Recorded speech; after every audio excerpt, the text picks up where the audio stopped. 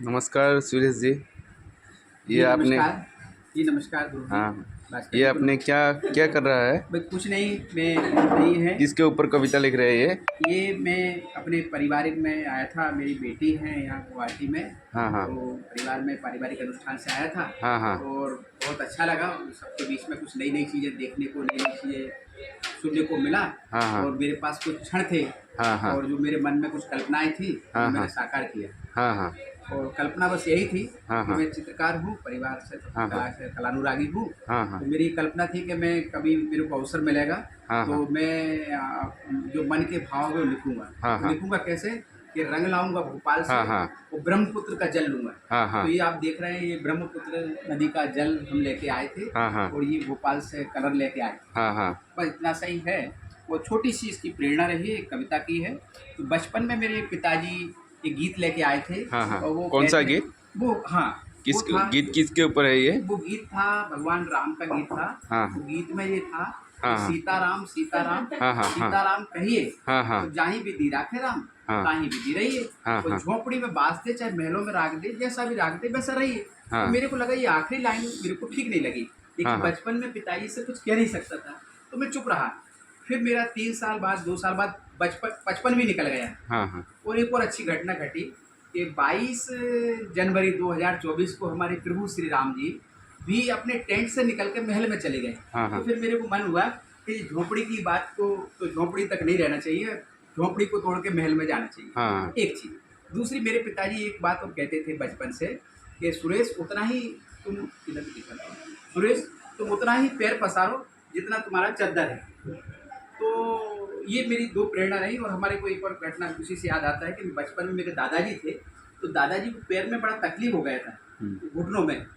और वो उसी से तकलीफ के साथ उनका सेवा करते रहे, फिर उनका स्वर्गवास भी हो गया। तो मेरे को ऐसा लगा कि ये तकलीफ के पीछे कहीं वो ये तो नहीं है कि चद्दर उन्होंने पैर पूरे नहीं पसारे हों। ये दो चीज़ से मेरे को प्रेरणा मिली और इसी से मेरे गीत की मैंने हाँ 4 लाइनें गीत की लिखी है। वो हाँ देखिए, वो मैंने लिखा कि देखिए आप कि सीताराम सीताराम ओ सीताराम कहिए, ओ जाहि विधि चाहे तू बाही विधि रहिए। और राम को तू दूत है और राम को तू पूत है, सो राम सोई रहिए।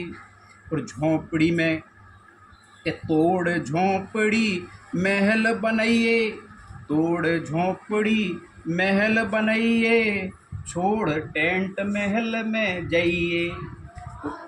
और क्या करिए कि तकलीफ को ज़्यादा मत सहन करना, इसलिए छोड़ टेंट महल में जाइए, पसार पैर ओढ़ थान सोइए।